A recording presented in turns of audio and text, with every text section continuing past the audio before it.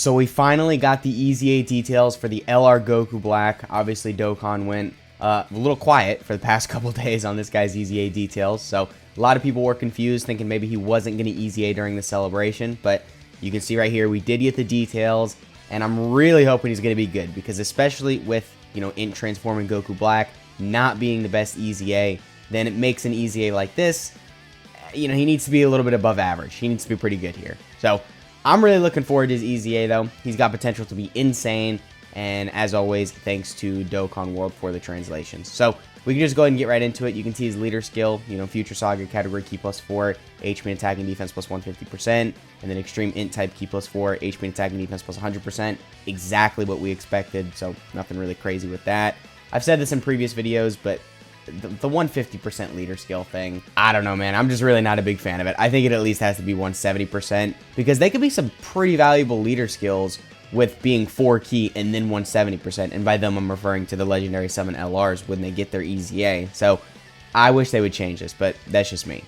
And then his super attack effect on his 12 key is that he greatly raises defense for 1 turn and then causes colossal damage. So pretty good. 50% defense is very useful. And then also, Dokkan World does mention down here, he also has a medium chance to stun, but, it's not that crazy. And then his 18 key is that he's getting 50% attack and defense for 1 turn, and then causes mega colossal damage to enemy. So he already got 50% defense on his super attack effect before his EZA, so they didn't really need to do a whole lot with this. They gave him 30% chance to stun, they gave him 50% attack here. So in terms of his super attack effects, they handled it pretty well, I guess. And then his passive is that he's getting 3 key, 160% attack and defense, and then an additional 8% attack and defense every time key raises by 1, up to 160%. Okay, so that's a pretty reasonable buff. Because then if you've got that fully activated, an extra 160% to stats is going to be pretty important. Especially then with you getting 50% attack and defense on super. So just with that alone, he can be solid in slot 2 and 3. So, okay, it's a good start. And then he gets 3 key when key is 18 or more.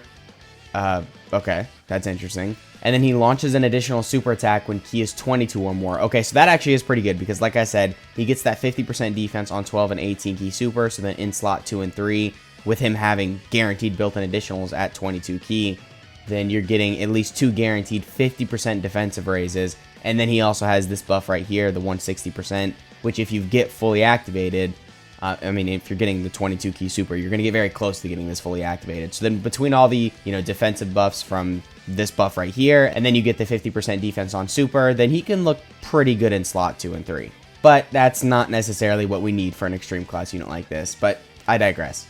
So then he also gets 6 key and then a high chance to crit for the rest of the battle after delivering the final blow. Okay. The high chance to crit is nice, but I don't know, man. The final blow, it's still going to be difficult to get. But I guess we'll have to see that in game to see if it's easy. And then he recovers 6% HP when HP is 66% or above. And then he recovers another 6% HP at the end of a turn in which an attack was received. Okay, so no damage reduction, no guard, and no dodge. Definitely does suck. I think he's going to be good. Like I said, in slot 2, if you let him get a lot of key, because then he can build up this 160% buff right here. And then between the guaranteed additionals, and then if you've delivered a final blow, even this high chance to crit, he's going to do some solid damage, but I don't know if his defense is going to be that great. I don't know. We're going to have to see him in game first, but